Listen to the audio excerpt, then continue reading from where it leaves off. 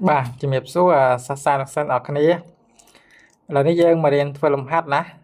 សាស្ត្រទី9លំហាត់ទី7មេរៀនទី2បាទអញ្ចឹងគេថាឆ្នាំនេះសាលារៀនទទួលបានសិស្ស4200នាក់តួលេខនេះកើនជាងឆ្នាំមុន20%ក៏យើងចូលរកចំនួនសិស្សនៃឆ្នាំចាស់អញ្ចឹងបងប្អូនមុននឹងធ្វើលំហាត់តើតងចំណោទបងអានប្រធានម្ដងពីរដងណាដើម្បីយល់ចឹងនេះខ្ញុំដាក់ចម្លើយបាទចម្លើយនឹងធ្វើចម្លើយឲ្យចឹងយើងរកឲ្យគេរកចំនួនសិស្សនៃឆ្នាំចាស់ចឹងដាក់មកណាបាទយើងដាក់ថារកចំនួនសិស្សនៃឆ្នាំចាស់អញ្ចឹងមុននឹងយើងធ្វើយើងមើលបំរាប់តើបំរាប់គេប្រាប់ឲ្យខ្លះណាបំរាប់អញ្ចឹងសរសេរបំរាប់គេមកណាចឹងគេថាគឺដាក់អញ្ចឹងមកដាក់ថាសិស្សឆ្នាំថ្មីសិស្សឆ្នាំថ្មីបាទយើងសេខ្លីៗកុំឲ្យវាវែងពេកបាក់សេវាមាន4200នាក់បាទពី4200នាក់អញ្ចឹងកើនប៉ុន្មានភាគរយអូខេកើនគេថាកើន20%កើន20%ធៀបទៅនឹងឆ្នាំចាស់ណាបាទធៀបនឹងឆ្នាំចាស់អូខេធៀបនឹងឆ្នាំចាស់ឥឡូវបើយើងតាំងអក្សរអីមួយមកយើងតាំងn មកជាចំនួនសិស្សឆ្នាំចាស់មកណាចំនួនសិស្សឆ្នាំចាស់បាទ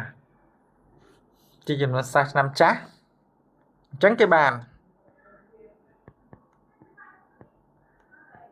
បាទគេបាន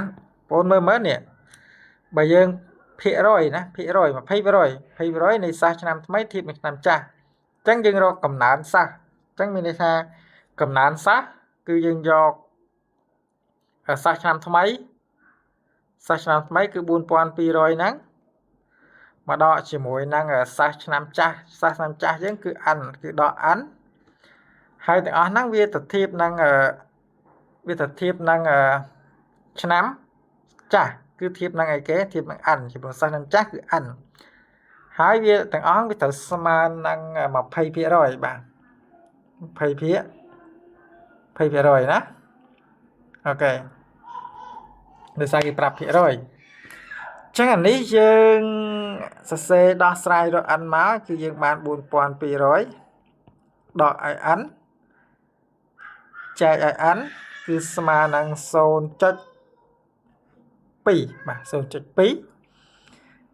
ឬក៏យើងដាក់ថា0យើងគុណមកគឺ 0.2n គឺស្មើនឹង4200ដោយ n ណាយើងគុណខ្វែងមកតាមលក្ខណៈសមាមាត្រអញ្ចឹងអាណាដែលមាន n យើងបោះមកឆ្វេងមកយើងបាន 0.2n យើងបោះដាក់ n មកឆ្វេងមកទៅជាបូក n បាទស្មើនឹង4200អញ្ចឹងយើងចង់បាន n បាទនេះយើងបូកមួយទៀតមកគឺ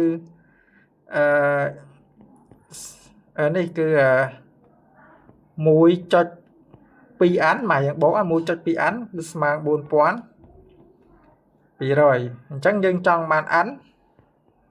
បាទចង់បាន n គឺស្មើនឹងយក4200ចែកនឹង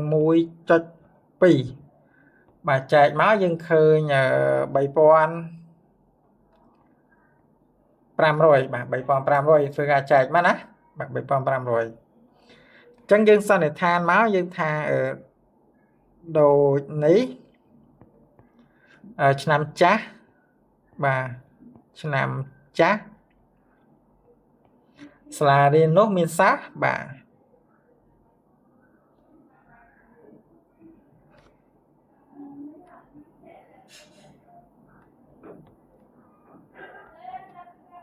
មានសិស្ស